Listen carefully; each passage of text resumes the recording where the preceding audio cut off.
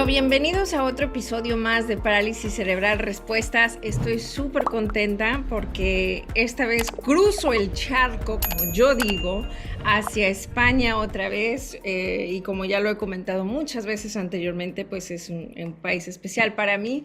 Y en este episodio me voy al sur de España, a Málaga, un lugar que por cierto dicen que es muy similar a San Diego. No lo sé, porque no he ido a Málaga todavía. Yo cuando viví en España viví en Vigo, que es completamente el norte, pero bueno, como en otros episodios, siempre me gusta hablar sobre los diferentes centros que ayudan a las familias y que se centran en familias. Así que mi invitado de hoy, Gabriel Guerrero Forner, nos va a hablar sobre un centro que es el Centro Integral Infantil y Juvenil de Atención Temprana, que precisamente se localiza en Málaga.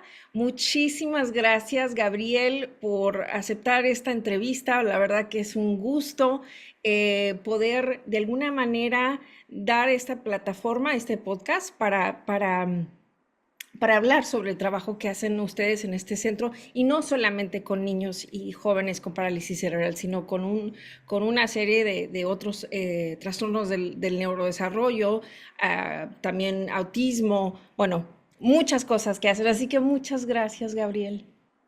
Bueno, nada, muchísimas gracias a ti, Azucena, por esta invitación a realizar esta entrevista. Y nada, la verdad que hacen falta espacios como este podcast, donde se le pueda dar un poquito de voz a todo el trabajo que al final se hace, ¿no? Para acompañar a las personas, en este caso con parálisis cerebral, pero también con otros trastornos del desarrollo, y que sirva también pues para familiares, para personas que experimenten en su vida ese tipo de trastornos y podamos darle voz también desde otra perspectiva y desde otra forma. Así que nada, estoy encantado de estar aquí y muchísimas gracias. No, gracias a ti. Anteriormente ya habíamos hablado, Gabriel y yo. La verdad que en el centro hacen muchísimas cosas, pero quiero empezar sobre un poquito sobre la historia del centro para que la gente que nos escucha, que yo sé que hay mucha gente que nos escucha desde España, y en el caso específico del centro, pues está en Málaga, ¿no? En el sur. No sé si hay otras localidades en otras partes de España, pero para que la gente sepa, se dé una idea, ¿cómo nació este centro? Pues mira, yo como bien ha presentado, me considero afortunado de poder pertenecer a esta asociación que se llama Equipo Civi. Es un centro que ha vivido un proceso de transformación muy grande, porque es verdad que nació con tres o cuatro personas que se asociaron y empezaron a acompañar, pues como bien decía, en principio a personas sobre todo con trastornos del espectro autista, y luego ya se abrió a otros campos, ¿no? A otro tipo de trastornos motores. Y bueno, ellos es verdad que anteriormente realizaban un tipo de acompañamiento predominantemente en el centro de atención temprana, pero a raíz de un proceso de transformación, pues se dieron cuenta que al final lo que la evidencia nos iba marcando un poco y lo que tenía más sentido era acompañar a estos chicos y a sus familias en los entornos donde realmente ellos están. Entonces hicieron todo un proceso de transformación, de formación y tal, y empezaron a trabajar en las prácticas centradas en la familia, que bueno, para el que no lo conozca, pues es una forma de apoyo en la que nosotros partimos principalmente de las preocupaciones o prioridades de la familia y son ellos los que, junto a nosotros y a nuestros conocimientos, pues marcan un poco los objetivos del plan de apoyo que nosotros vamos a prestarle a sus chicos. Y bueno, es verdad que actualmente en Equipusidi ha crecido mucho y tiene cuatro centros. Uno está, bueno, tres están localizados en Málaga capital y otro está localizado en un pueblo que se llama Torremolinos. Y entonces creo que somos ya alrededor de 50 profesionales los que formamos parte de la asociación y cada profesional está adscrito a un centro. Entonces, pues en función del centro en el que esté, de familias de esa zona. Intentamos que las familias siempre estén sectorizadas, porque como al final nuestra forma de apoyo es en la casa o en el colegio, pues para que para el profesional sean más fáciles los desplazamientos, se intenta que esté de esa forma organizada. Ya, y tu rol específico, que se me olvidó decirlo, tú eres fisioterapeuta de vocación y de profesión, pero específicamente me decías fuera del aire que obviamente tienes tus chicos a los que ves y a las familias que apoyas como fisio, pero también tienes un enfoque muy especial. ¿Cuál es el enfoque especial que tienes? Y pues mira, yo eso, como bien dice Azucena, acompaño a familias con niños con trastornos motor y por otro lado también pertenezco al equipo de comunicación aumentativa y entonces yo desde la fisioterapia me encargo un poco de realizar la valoración a nivel motor de aquellos chicos que tienen desafíos en la comunicación, pues ver cuál es el sistema más recomendado, qué forma de acceso se va a utilizar, cuáles son sus fortalezas para que realmente luego a nivel motor el acceso al sistema se pueda dar de forma correcta. Entonces, yo formo parte como fisio y luego dentro de ese equipo pues hay otras compañeras que son logopedas y psicólogas que se encargan para hacer una valoración lo más completa posible y asegurarnos de que el sistema aumentativo vaya a funcionar. Y, y eh, por lo que hablábamos anteriormente, tú y yo, en el centro se enfocan nada más en niños, por lo que tengo entendido, ¿no? O sea, le dan servicio, digo, pueden haber excepciones, ¿no? Pero específicamente más niños de 0 a 6 años. ¿Estoy en lo correcto? Exacto. Aquí en Andalucía, la atención temprana es un servicio que ofrece salud, la Consejería de Salud de forma gratuita a los niños entre 0 y 6 años que tengan bien ya un trastorno motor o sea, bueno, un trastorno del desarrollo o bien tengan también riesgo de padecerlo. Es decir, hay niños que pertenecen a ciertos grupos como pueden ser prematuros y tal, que también son derivados en ocasiones a atención temprana, pues para hacer un seguimiento y asegurarnos de que todo el desarrollo se dé de forma adecuada. Es decir, que ese trabajo de prevención también se realiza desde la atención temprana. Ok, ok. Ahora, si yo soy un papá, una mamá, un familiar que te está escuchando desde Málaga, ¿cómo empieza el proceso para llegar a un centro como el que tú trabajas? O sea, ¿qué se tiene que hacer? ¿Vienen desde los hospitales? ¿Cuál es el proceso de inicio a fin? Vale. Pues mira, aquí en Andalucía hay como dos formas principales de poder acceder a los servicios de atención temprana. Por un lado, puede venir derivado desde el especialista médico, que en general suele ser el pediatra, ¿no? Porque es el que va haciendo esas consultas con el niño de revisión para ir viendo que todo el desarrollo se da bien. Ya, Entonces, en ese caso, en el caso de que el pediatra detecte algo que le llame la atención y tal, pues realiza la derivación a atención temprana. ya. Existe una unidad de atención infantil temprana que es un poco la que engloba a todos los demás y es la que decide, o sea, valora al niño y es la que decide si ese niño realmente es candidato a recibir un servicio de atención temprana o no. Ujú. Entonces, una vez que esa unidad de atención infantil temprana, bueno, que ahora el nombre ha cambiado, se llama Unidad de Seguimiento de Neurodesarrollo, deriva al niño, pues ya se le deriva por zona, es decir, hay diferentes centros de atención infantil temprana y según la zona en la que viva el niño, pues irá derivado a un centro o a otro.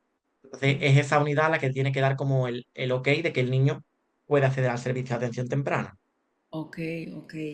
Em, y igual esto ya lo mencionaste brevemente, pero ¿cuál es la diferencia, por ejemplo, del centro de Equipo City y de otros centros en Málaga? Em, Mencionabas que el enfoque realmente es en las familias y centrarlo en las familias, pero para que se den una idea, ¿qué es lo que los diferencia de otros centros en tu opinión? Vale. Bueno, retomando un poco el tema que hablábamos antes, Azucena, de la transformación, sí que es cierto que nosotros, pues en ese proceso de reflexión nos dábamos cuenta que también lo comentaba contigo, ¿no? Antes, cuando hablábamos, al final muchas cosas que hacíamos de forma rutinaria, ¿no? Cuando las familias venían al centro y tal, de cómo perdían un poco el sentido en el momento en que empezamos a apoyar a la familia en su entorno, nos dábamos cuenta de que la realidad en el día a día de ellos es muy diferente a lo que tú te puedes imaginar cuando ves a esa familia en el centro, ¿no? Pues porque, bueno, pues porque la vida de las personas ocurre realmente en donde ellos se desenvuelven, ¿no?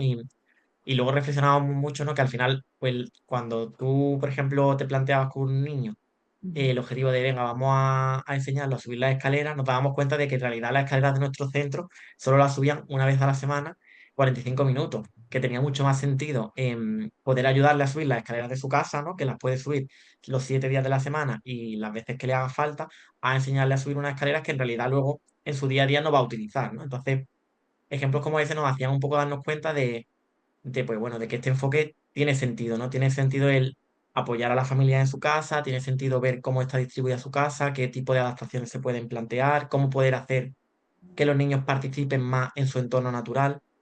Sí que es cierto que a nivel profesional requiere cambios porque, bueno, al final pues tú tienes que estar desplazándote. A veces es complejo, ¿no? Porque, bueno, tenemos familias de diferentes tipos, con diferentes posibilidades y, bueno, a veces es complejo, ¿no? Como hacer tú ese clic mental, ¿no? De cambiar de una casa a la otra. Pero bueno, que sí que es verdad que el enfoque como tal tiene mucho sentido y yo creo que ayuda mucho a la familia. Claro, o sea, se van adaptando bueno, tú lo mencionas, diferentes tipos de familias y de acceso a recursos también y de diseños de hogares también. Igual Claro.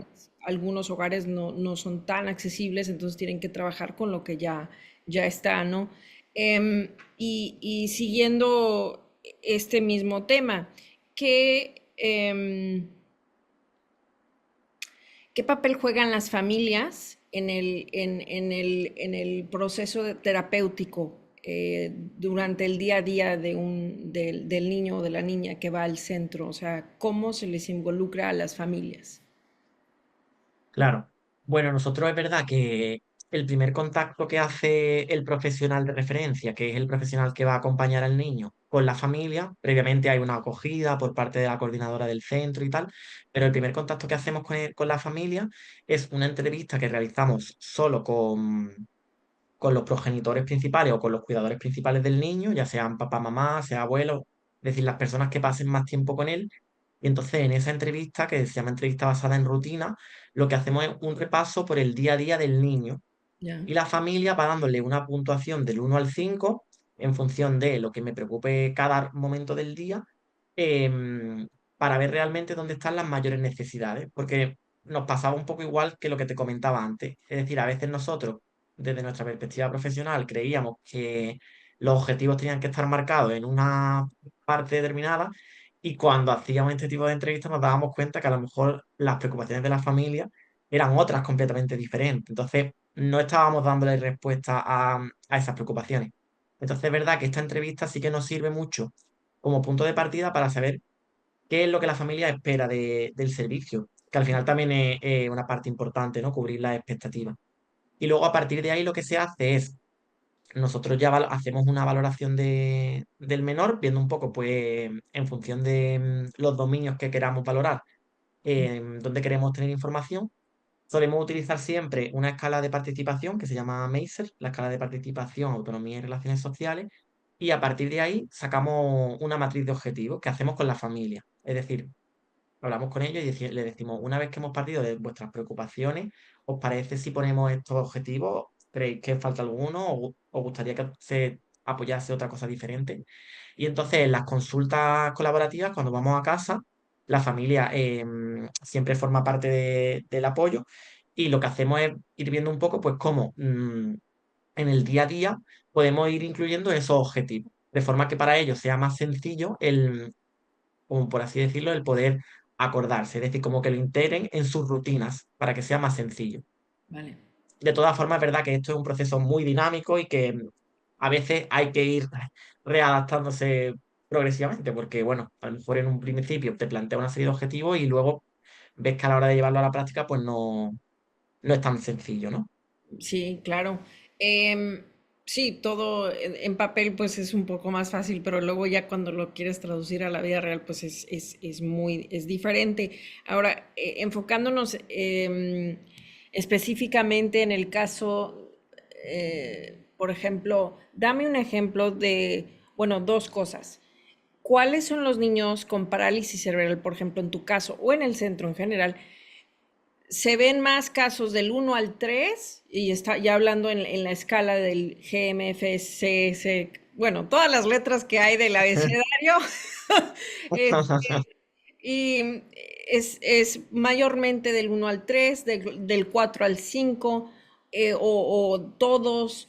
¿Qué es lo más común? Y al margen de si que sea lo más común o no, ¿se aceptan todo tipo de niños en esta escala del 1 al 5?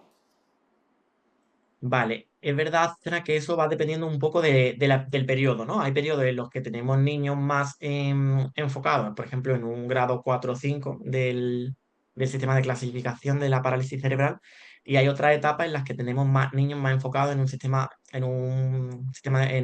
un grado uno, 2 y 3. Depende un poco más de la etapa. Sí que es cierto que, como te decía antes, en atención temprana entran todos, es decir, no, el servicio no va en función de la necesidad que tengas, sino que si tienes algún trastorno del desarrollo, entras dentro de atención temprana. Sí. Y sí que es cierto que, por ejemplo, en los niños de grado 4 o 5, también vemos súper importante, porque ya, bueno, como la evidencia nos dice un poco, ¿no? Que el posicionamiento en esos niños es esencial y tal, pues el enfoque centrado en la familia lo vemos esencial, porque al final, pues bueno, es importante revisar cómo se está haciendo uso de las diferentes órtesis de control postural en casa, cómo se está haciendo uso del bipedestador, si el bipedestador está realmente adaptado a sus necesidades, cómo realiza el niño las diferentes rutinas, pues baño, dormir, para ver realmente que todo ese posicionamiento sea correcto, o sea que bueno, que es verdad que en ese tipo de niños también, aunque el enfoque centrado en la familia también es importante y Em, cuando, cuando tú ves a un niño en tu día a día, ya sabiendo y haciendo la evaluación con la familia y con otros profesionales que un poquito después te voy a preguntar, pero dame un ejemplo de tu día a día con un niño con parálisis cerebral. Cuál sea el caso, uno, tres, cinco, cuatro. eh, bueno, ya vale. me salté los números, pero bueno, del uno al 5 en la escala. Vale, pues mira, por ejemplo, con un niño que tengo que apoyar ahora actualmente, que es un niño con una hemiparesia izquierda del sistema de clasificación grado uno. Bueno, pues con él se hizo un protocolo de terapia restrictiva, luego se está haciendo actualmente un protocolo de terapia bimanual intensiva. Y bueno, con este niño lo que hacemos es, cuando yo hago la visita a la casa, revisamos con la familia los objetivos que nos habíamos marcado a nivel bimanual, pues por ejemplo, venga, vamos a intentar que en el momento del lavado de manos, buscarle un jabón que tenga un soporte, un empuje sencillo para que él pueda realizarlo con su mano y que él en ese momento haga una integración manual de las dos manos. ¿Cómo lo vamos a hacer? Pues venga, mamá se va a poner al lado y le va a ofrecer los modelos y va a decir, va a ir describiendo paso a paso toda la secuencia. Pues venga, empujo el jabón, me froto las manos, abro el grifo, me lavo las manos. Entonces nosotros vamos viendo un poco el objetivo que nos marcamos y la estrategia, es decir, cómo lo hago. Pues venga, puedo hacer modelos, puedo darle apoyo visual, puedo hacer moldeamiento. Entonces vamos viendo también un poco con las familias cuáles son las estrategias para realmente crear en ellos un impacto que también se sientan competentes, ¿no? En el apoyo a su hijo. Y es lo que te decía un poco antes, esto es dinámico, ¿no? A lo mejor pues a veces llegas a la casa y a lo mejor el objetivo que te había planteado, pues la familia te comenta, pues mira, ha sido complicado porque no ha pasado esto y esto. Entonces a veces tienes como que ir un poco rediseñando, ¿no? Las estrategias que te van marcando. Ok. Ese sería un ejemplo. A lo mejor, o un ejemplo con otro niño, pues que a lo mejor que se llama un grado 5 Ajá. pues va un poco más dirigido al posicionamiento. Es verdad que en esos niños también nosotros en City contamos con la figura de la trabajadora social, que la verdad nos ayuda un montón en cuanto a la solicitud, por ejemplo, de sistemas de posicionamiento para el baño o sistemas de posicionamiento para dormir, que son normalmente sistemas de posicionamiento que a nivel de la seguridad social no están cubiertos y entonces las familias tienen que comprarlos por su cuenta. Entonces, ellas nos ayudan un poco a consultar qué subvenciones o qué ayudas nos pueden ayudar a cubrir este tipo de gastos que no están cubiertos de otra forma. Ya, ok. O sea, es realmente un trabajo integral, es un trabajo entre varias personas. Lo que me gusta y que mencionas es que van a las casas, ¿no? Que eso es, pues no es muy, no es muy común. Si, por ejemplo, una familia quiere ir a un centro en particular, ¿pueden ir o se le recomienda ir al centro o cómo funciona eso? Vale, nosotros en esta acogida que te comentaba antes, que hace la coordinadora de cada centro, ya se le explica un poco a la familia en lo que consiste la atención temprana. Es verdad que la atención temprana en el libro blanco, que es el modelo de referencia aquí nuestra comunidad, pues ya menciona la importancia de que el enfoque, o sea, el apoyo se dé en el entorno natural. Entonces nosotros ya en esa entrevista de acogida contamos que la atención temprana para nosotros es esto, ¿no? Que te comentaba, que es el apoyo también a la familia. De hecho, cuando nosotros hacemos nuestro listado de objetivos, también intentamos incluir un objetivo para la familia, es decir, para ellos sin el niño. Sin el... Porque también hemos visto que al final, en muchos casos, la calidad de vida familiar se ve afectada cuando afrontas la noticia, ¿no? de que tu hijo tiene un trastorno del desarrollo. Entonces intentamos también ver de qué forma podemos dar un poco cabida o dar escucha activa a los padres, es decir, verlos a ellos como personas también independientes, aparte de ser papá o mamá del niño en cuestión. Sí que es cierto que tenemos algunas familias que vemos en el centro, pues porque pues por a lo mejor cuestiones geográficas, porque viven en pueblos que están más alejados, donde nosotros no podemos llegar, o porque su situación a nivel personal es compleja, ¿no? Y a lo mejor comparten piso con muchas personas y no podemos nosotros acceder allí. Entonces sí que es cierto que esos casos pues los vemos en el centro, pero intentamos, aunque es un poco más complejo, que el modelo sea el mismo, es decir, que la familia estén con nosotros, que formen parte del equipo y intentamos que siempre la forma de apoyo sea similar. Ya te digo, es más complejo en el centro. Claro, pero siempre tratando de acomodar a las circunstancias de las familias en particular. ¿Cómo cuántas familias ven actualmente o niños o chiquitos tienen? Pues mira, creo, Azucena, si no me equivoco, que ahora mismo en todo Siri, en los cuatro centros que te mencionaba, hay alrededor de 500 familias. O sea que el número es bastante grande.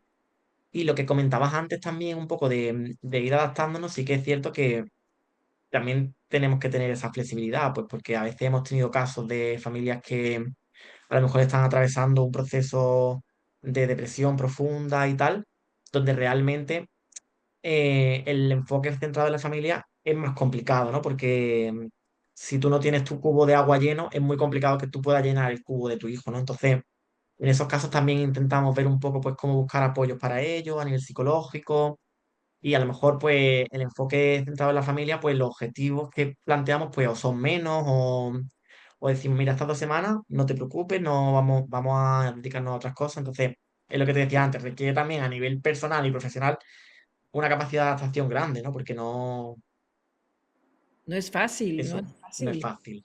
Em, sí, porque se tienen que adaptar a todas las diferentes circunstancias, los lugares, localidades, tienen o sea, que realmente están involucrados con cada familia, ¿no?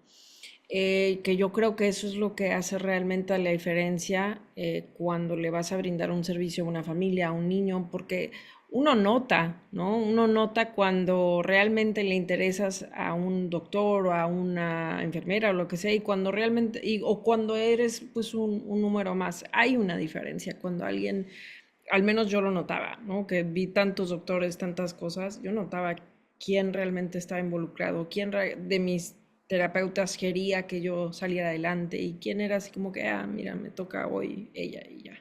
Claro. Em, Mencionabas que yo creo que esto es algo muy importante y lo debía haber preguntado antes, pero mencionas que les brindan a los papás tipo apoyo psicológico para aquellos que lo necesiten, tal vez cuando reciban el diagnóstico, que esto es algo que ya he mencionado en episodios anteriores, lo importante y lo impactante que puede llegar a ser para muchas familias recibir el diagnóstico de que su hijo o su hija tiene una discapacidad al margen de ser parálisis cerebral o no, ¿no? Eh, ¿Cuál es ese apoyo hacia las familias de manera emocional, psicológica que les brindan ustedes, por ejemplo? Claro, pues sí que es cierto, Azucena, como comentabas, que bueno, a veces es verdad que en los momentos de diagnóstico, es cierto que esos diagnósticos pues los da el profesional médico, pero sí es verdad que muchas veces el momento del diagnóstico suele ser un momento en el que la familia escucha a lo mejor la palabra parálisis cerebral y en ese momento se queda bloqueada y a partir de ahí no escucha nada más, ¿no? Entonces, claro, realmente luego nosotros somos los que vemos a la familia semana a semana. Entonces, una vez que le han dado el diagnóstico, en muchas ocasiones le surgen muchísimas dudas, ¿no? De, bueno, ¿y qué pronóstico tiene esto? ¿Y qué significa que mi hijo sea un nivel 3? O si es un nivel 3, ¿qué tipo de apoyo va a necesitar? Entonces nosotros, por un lado, lo que hacemos es preguntarle si quieren que le demos información y en el caso de que ellos quieran tener información, pues le informamos sobre todo esto, le explicamos lo que es el Gross Motor Function Classification System, le explicamos en qué consiste que su hijo sea un nivel u otro. Em, Hasta ahora, según los estudios que tengamos, pues bueno, hacia dónde creemos que puede ir, aunque bueno, la ciencia, como sabe, avanza. Y eso, y en caso pues de que ellos estén atravesando una fase del duelo que sea complicada, es verdad que nosotros directamente no hacemos apoyo psicológico a ellos, aunque sí que hacemos toda esta parte de escucha activa, de un poco entender sus necesidades y tal, pero sí que contamos con otros profesionales que se dedican un poco más a la parte adulta, a los que derivamos en el caso de las familias que nos demandan ese tipo de apoyo, ¿no? Pues estoy atravesando un momento difícil y quiero recibir apoyo psicológico, pues nosotros realizamos como ese contacto, ¿no? Para también luego el trabajo pueda ser conjunto, ¿no? Que podamos abordar a la familia desde un trabajo coordinado. Porque también lo que nos damos cuenta es que muchas veces cuando las familias reciben diferentes informaciones, es un poco complejo ¿no? El cuadrar todo el apoyo. Por eso lo hacemos de esa forma. Em, y hablando sobre y antes de irnos a la pausa, va a ser la última pregunta. ¿Qué tipo de profesionales conforman estos equipos en el centro? O sea, mencionabas, me imagino, logópeda, ¿no? ¿Lo dije bien? Sí, lo dije bien. Sí.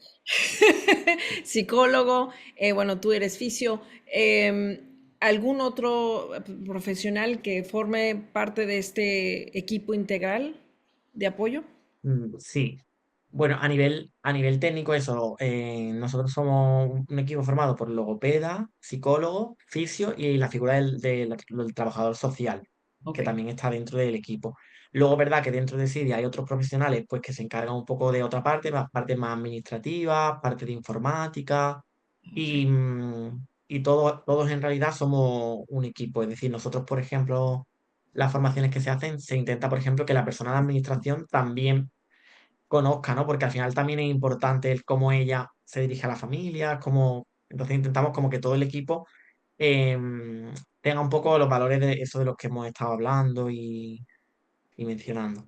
O sea, es realmente un trabajo integral. Bueno, Gabriel, no nos vamos todavía no se acaba la entrevista, pero en esta segunda, en el segundo segmento, quiero hablar sobre cuál es la colaboración entre ustedes y los centros educativos, por ejemplo, y qué importancia hay en que haya esta colaboración, que no siempre la hay, pero que es muy importante porque los niños pues pasan mucho tiempo en el colegio, ¿no? En el cole, como se dice en España. Entonces quiero que me hables sobre eso.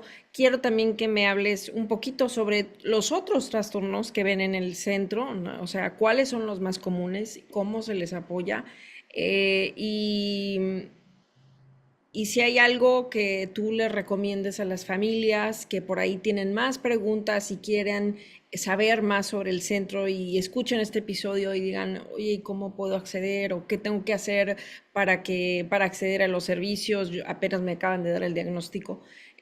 Ya lo mencionas un poquito anteriormente sobre el proceso, pero para aquellos que por ahí tengan cualquier duda, ¿cómo te pueden encontrar? ¿Cómo pueden encontrar un centro en Málaga? Así que no se vayan, vamos a ir a una pequeña pausa, pero vamos a regresar. Ya regresamos de la pausa y ahora vamos a hablar, Gabriel, sobre un lugar donde los niños pasan mucho tiempo, ¿no? Después de sus casas y con sus familias, pues pasan mucho tiempo en el colegio, en el cole, como se le dice en España. Em, ¿Cuál es la colaboración y qué tan importante es la colaboración con los centros educativos de los niños y cómo se lleva a cabo esta colaboración? Claro, pues como bien dice Azucena, sí que es cierto, pues que al final el segundo sitio, ¿no? Donde los niños pasan más tiempo, o a veces el primero, es verdad que es los colegios, ¿no? O los centros educativos. Y nosotros, pues como te comentaba al inicio del todo, sí que intentamos, pues eso, que dar el apoyo en los servicios, en los sitios donde el niño pase más tiempo. Entonces, en el caso de los colegios, lo que nosotros hacemos normalmente es, bueno, niños que se vayan a escolarizar por primera vez en 3 años, pues hacemos un informe previo de escolarización donde expresamos un poco em, qué necesidades de apoyo tiene el niño, ¿no? En los diferentes dominios, comunicación, motor, cognitivo, y ese informe le llega a la orientadora, ¿vale? De la zona. Una vez que el niño ya está escolarizado en el colegio que haya solicitado plaza y donde haya entrado, pues se hace una reunión primera donde estamos nosotros, el orientador y todas las personas que apoyan al niño en el colegio, ya sea maestro de pedagogía terapéutica, maestro de audición y lenguaje, docente o tutor. Entonces, en esa reunión lo que hacemos es utilizamos una escala de valoración que es parecida a la Meiser, pero que se utiliza en el colegio, que es la CLAMEISER. Y entonces esta escala de valoración nos mide cómo es el funcionamiento del niño en las diferentes rutinas del colegio, pues asamblea, actividades, momentos de juego, recreo. Y en el caso de que pues el tutor vea la necesidad de que nosotros realicemos un acompañamiento allí, pues acudimos semanalmente también al colegio. Y el trabajo que hacemos allí va un poco dirigido a ver con el tutor, pues en función de lo que nos haya salido en esa escala, en estrategias para que el niño pueda participar más en esos momentos. Por ejemplo, en el caso, por ejemplo, de niños que hemos empezado con un sistema aumentativo, claro, los docentes tienen muchísima formación sobre pedagogía y tal, pero a veces la parte más técnica de niños con necesidades de apoyo, pues se pierde un poco más. Entonces, pues nosotros ofrecemos ese apoyo en ese sentido, ¿no? Un poco más de cómo hacer con ese niño, ¿no? Ya, ok. Para que la inclusión pueda ser real, que al final es lo que se pretende, ¿no? Que haya una inclusión verdadera. Claro. ¿Y qué tan frecuente ustedes van al centro? O sea, es continuo el monitorear o el estar con la familia del niño en los centros educativos o nada más hacen la evaluación, les dan el informe a los profesionales indicados en los centros educativos y ya, o hay un seguimiento continuo. Pues eso es cierto, Susana, que depende un poco más del caso. Es decir, nosotros sí que sí, sí o sí hacemos esa reunión con de todos los niños con su centro educativo.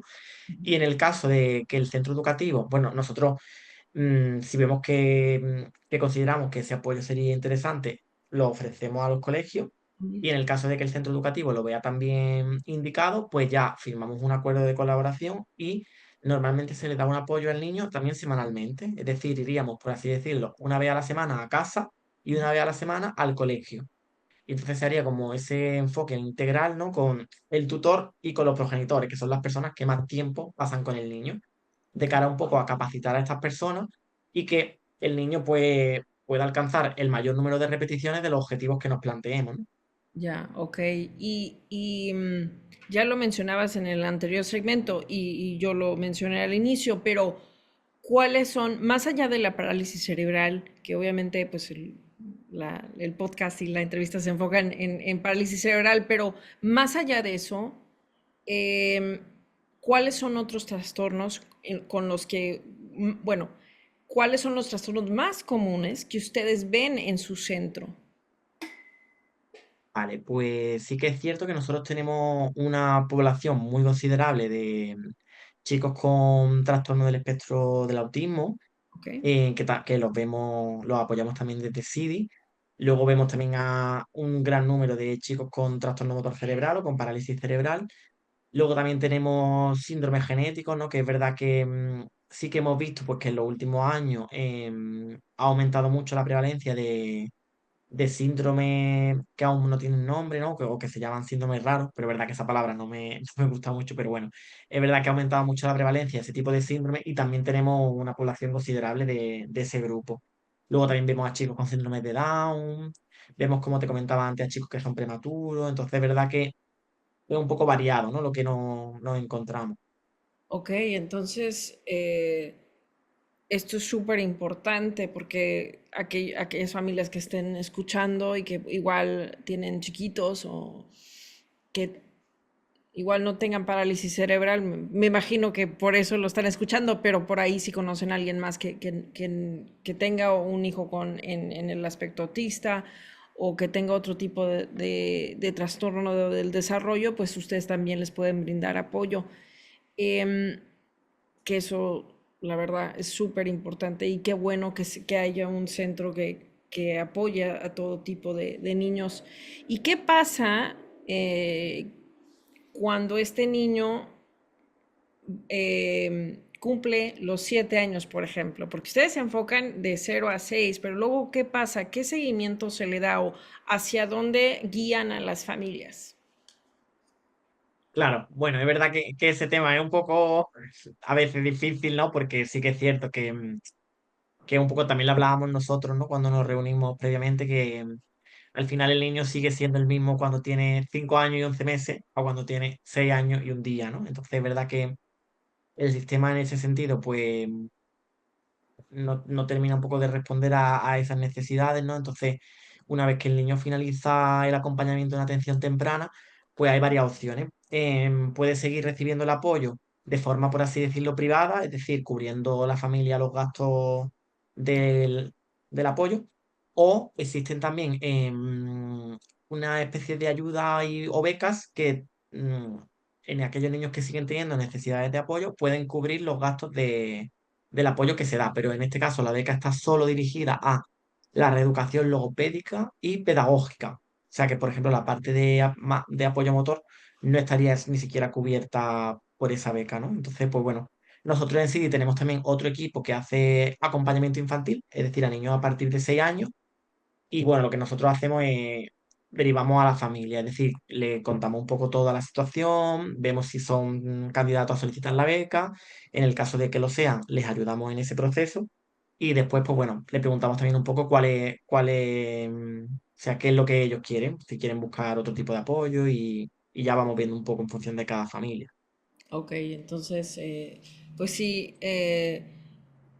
tienes toda la razón. Los niños siguen siendo niños si tienen 5 años y 11 meses o si tienen 6 años y un día.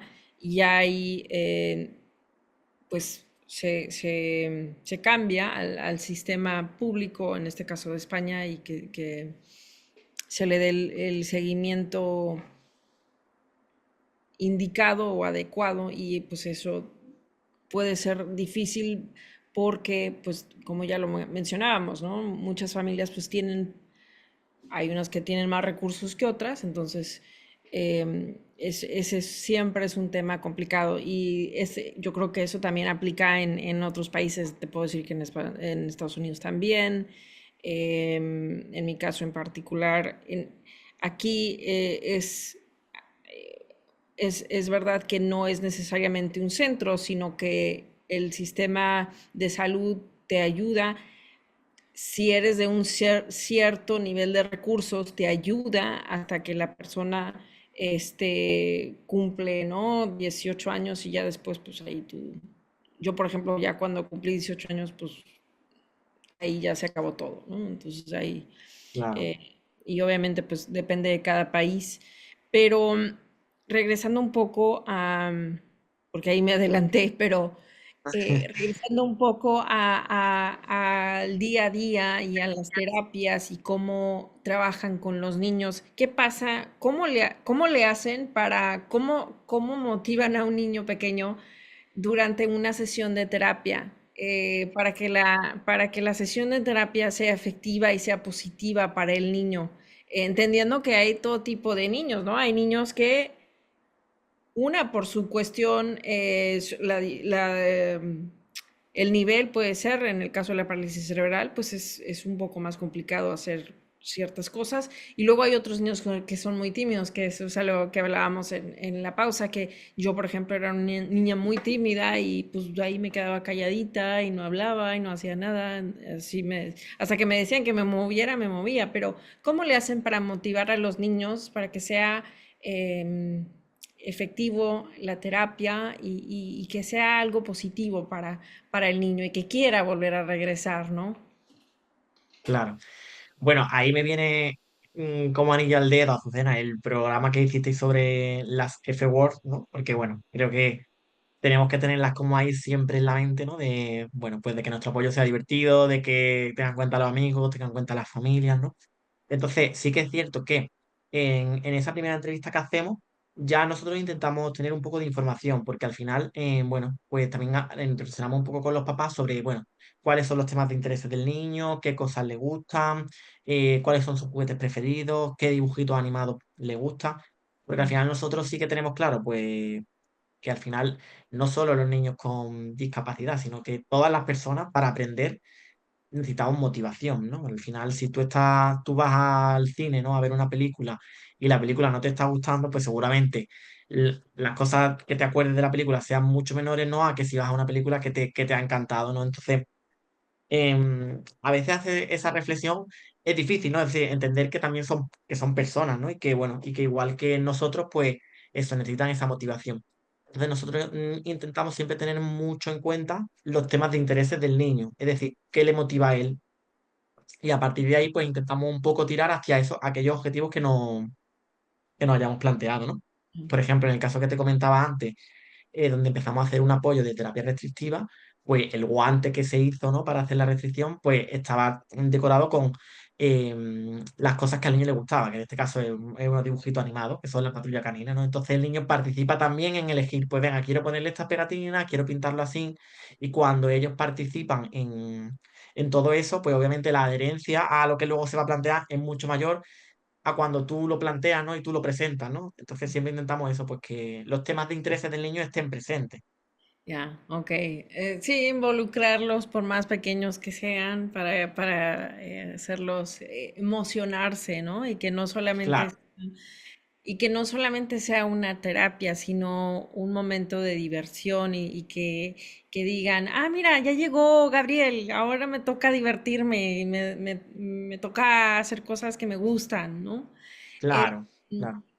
¿Cuál es un caso que hasta ahora en el que tú hayas aprendido mucho como oficio, que hayas dicho, uy, este niño me llegó al corazón, o esta familia, o estos niños, o sea, estos casos eh, me enternecieron, me movieron, aprendí muchísimo? ¿Hay algunos que se te vengan a la mente?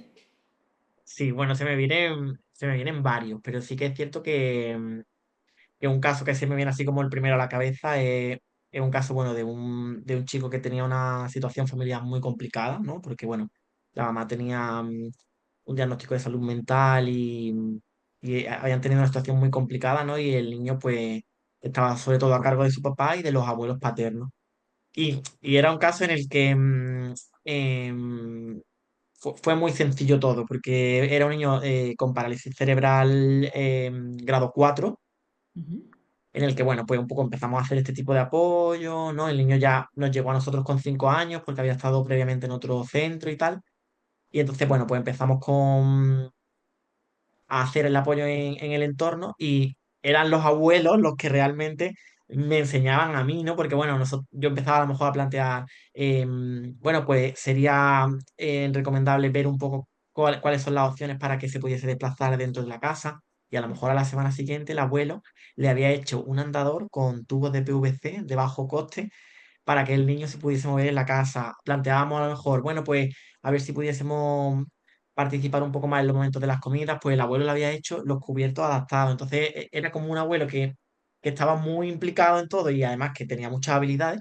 Y entonces era como muy emocionante ver cómo los abuelos, ¿sabes?, se preocupaban de todo eso. Y es verdad que ese caso me ah, emocionaba mucho. qué bonito. ¿Algún otro Sí. ya me enterneciste a mí, ya quiero llorar yo? Ya quiero conocer que sea mi abuelo también, yo que ya no tengo abuelo. Em, ¿Algún otro caso que se te venga a la mente por ahí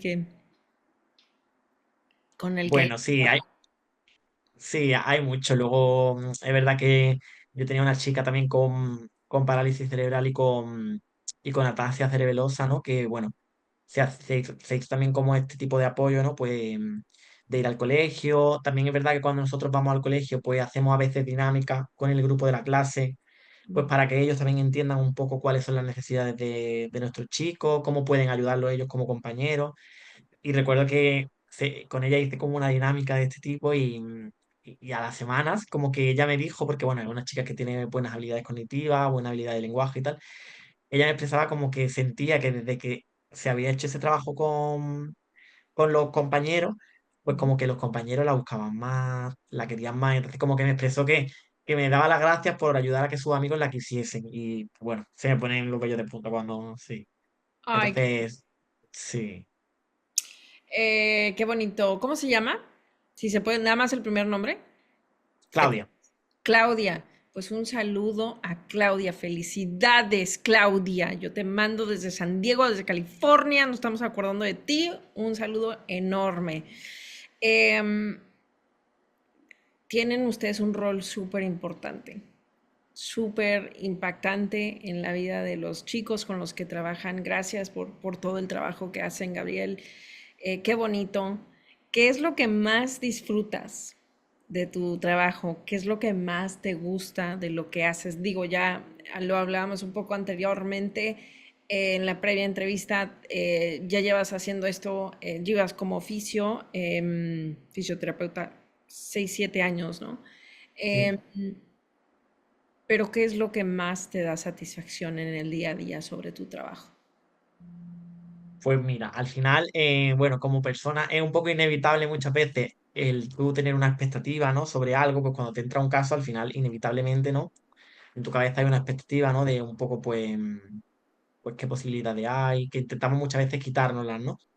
Pero lo que más me gusta es cuando eso, pues cuando los niños te demuestran que al final las barreras las tenemos el resto, ¿no? Y que si un poco, ¿no? Que un ejemplo que yo muchas veces planteo es como si hace 20 años una persona con lesión medular no podía conducir un coche y en la actualidad sí, igual es que las barreras no están tanto en las personas, sino en el entorno, ¿no? Que no, seguimos sin tener un entorno adaptado a las necesidades de todos, ¿no? Y un entorno que sea para todos. Entonces, lo que más me gusta es cuando surgen momentos así, que ellos te enseñan a ti cosas, ¿no? Y te demuestran cosas que a lo mejor tú ni siquiera pensabas, ¿no? En esa mente con expectativas que ellos podían alcanzar. Y es verdad que esos son momentos súper emocionantes, porque obviamente al final se enfrenta a muchas barreras en el día a día, ¿no? En el colegio, en el médico, y, y tú, Azucena, seguramente lo podrás experimentar que esas barreras pues te hacen que todo sea un poco más complicado, ¿no? Entonces, pues cuando veo esa voluntad y veo esas ganas, también a mí como persona me enseña muchísimo. Claro. Uy, casi me hace llorar. Porque sí, es una realidad, nos enfrentamos al no, a muchas barreras al salir a la calle, ¿no? Y me imagino que tú muchas veces, y no solamente tú en tu caso como fisioterapeuta, pero todos los profesionales de la salud, creo que aprenden y crecen con con los pacientes, con los niños, o sea que es una retroalimentación mutua, ¿no? Total, Ellos crecen, ellos aprenden de sus habilidades, pero ustedes también se convierten en mejores personas y lo puedo ver en ti, por ejemplo, que en cuanto te pregunté esto, sonreíste y pusiste para aquellos que nada más estén escuchando y que quieran la versión en video, cuando le pregunté a Gabriel, sacó su sonrisa colgate total, así de comercial, y se puso feliz, ¿no? Pero total, sí, yo creo que eso es lo más lo que da la mayor satisfacción, y lo noto en ti que creces tú y crecen los niños y aprenden total, todos los días y que no solamente es una labor de ayudarles a sus habilidades, pero como personas, el autoestima de los niños lo están ayudando, ¿no? Eh, total. ¿Te quedas encariñado de ellos? O sea, ¿les das seguimiento tú al margen que de que si ya los ves o no? O sea, ¿de alguna manera estás involucrado con la familia, con algunos de ellos o ya no? O sea, ya se acaba y ya se acaba. Bueno, al final es lo que tú dices, ¿no? Se comparte mucho, ¿no? Y se comparten muchos momentos que son muy montañas rusas, ¿no? De repente, pues, o ves a lo mejor una etapa, ¿no? de meseta, ¿no? De que el niño ha mejorado un montón, luego de repente a lo mejor la familia en el proceso de duelo se vuelve a venir abajo, entonces al final yo lo digo y es que muchas veces terminamos siendo parte de su familia, ¿no? Porque compartimos muchísimo con ellos, muchas preocupaciones, mucho. Entonces, sí que es verdad que cuando a veces terminan, ¿no? Y son familias con las que has compartido muchos años, pues sigues teniendo un contacto esporádico, ¿no? Pues yo me acuerdo muchas veces de muchos chicos, ¿no? A los que he acompañado, ¿no? Y a lo mejor pues escribo un mensaje de cómo estáis, espero que todo vaya bien. Y es verdad que ese contacto sí sigue estando, porque al final, inevitablemente, eso pues les coges cariño, ¿no? Y disfrutas, ¿no? Viendo cómo se hacen mayores, cómo consiguen cosas, ¿no? Como al final sus logros son Son como prácticamente tus logros, ¿no? Sí, sí, claro, y esa conexión humana sigue estando, sí. sí, claro. Em, pues ya llegamos hacia el final de la entrevista, Gabriel. Muchísimas gracias, pero antes de irnos, quiero que nos digas, para aquellas familias, mamás, papás que estén escuchando y que estén en Málaga, que hay mucha gente que nos escucha el podcast desde España, ¿cómo podemos acceder o cómo pueden ellos, perdón, yo ya siento que estoy en Málaga, ya quisiera, ya Te quisiera, invitamos, te no, no, invitamos. ya la próxima vez que vaya, te voy a tomar la palabra, pero ¿cómo pueden acceder a los servicios del grupo CIDI, del centro CIDI, en Málaga? Bueno, pues eso, poniendo en Google en el buscador Equipo CD Málaga, pueden acceder a nuestra página web y ahí seguramente habrá una parte donde especifique cómo contactar con nosotros, que a través de correo electrónico o de teléfono. Y al final nosotros siempre lo decimos, ¿no? Que bueno, que somos un equipo abierto a ayudar, entonces que cualquier familia que nos esté escuchando y tenga cualquier duda o necesite cualquier tipo de apoyo, pues que contacte con nosotros y nosotros intentaremos, dentro de lo que podamos, pues Ya, apoyarlo lo mejor que se pueda. ya. Y de hecho, basado en eso, se me acaba de venir otra pregunta. Em, ¿Tienen ustedes algún tipo de conexión con otros centros en otras partes de España, como por ejemplo, creo que hay otra fundación Aspace en Coruña y en otros lugares de España? ¿Hay de algún tipo de colaboración o conexión? Por ejemplo, si hay, que también hay gente de Galicia que me escucha, y si tienen un niño con parálisis cerebral o autismo y dicen, uy, pues yo no estoy en Málaga, ¿qué hago? Em, ¿Ustedes tienen algún tipo de conexión o solamente es individual? No, si hacemos a veces trabajo con otros centros, por ejemplo, a nivel formativo, ¿no? Sí que sobre todo ahora mismo de la parte de sistemas aumentativos y alternativos, nosotros hemos hecho un proceso de formación grande y entonces a veces hacemos formaciones para otros centros, ¿no? Pues bueno, valorando un poco los casos de los chicos que tengan, pues ver con ellos cuál es eso, lo que hablábamos antes, cuál es el sistema más recomendado, qué forma de acceso utiliza. Entonces sí que a veces se hace como ese trabajo intercentro, o sea que también estamos un poco abiertos a todo eso. Ya, a colaborar. Ok, pues, Claro, qué bueno que pregunté, porque siempre es bueno saber, la colaboración hace la fuerza, diría claro, yo. total. Muchísimas gracias, Gabriela. Ha sido un placer. Ya quisiera estar en Málaga, pero no estoy. Próximamente, ojalá se me haga. Te mando un abrazo Sí, grande. Gracias por todo el trabajo que haces. En las notas del programa voy a poner la página web del Grupo CIDI para aquellos que quieran saber más sobre los diferentes centros, cuatro que mencionabas en Málaga sí. más específicamente. Gracias por todo el trabajo que haces. La verdad que ha sido un placer, mi querido, y que no sea la última vez que nos veamos y que platiquemos. Muchísimas gracias, Lucena, por la invitación. Me ha encantado este ratito charlando y un poco lo que te decía al principio, que nosotros al final aprendemos de vosotros. O sea que mil gracias por esta iniciativa y por compartir tan generosamente con la familia y con las personas. Gracias, ¿no? Gracias a ti. Al final, pues somos un equipo. Entre las personas que viven Total, la parálisis cerebral y los profesionales aprendemos mutuamente. Bueno, total. llegamos hacia el final de este otro episodio, gran episodio, y los espero en la próxima. Muchísimas gracias. Esto es todo por hoy. Gracias por acompañarme en otro episodio más de Parálisis Cerebral Respuestas. Si tienes alguna pregunta sobre la parálisis cerebral en español o inglés, por favor envíala a mi sitio web www.azucenagarcia.com. Gracias.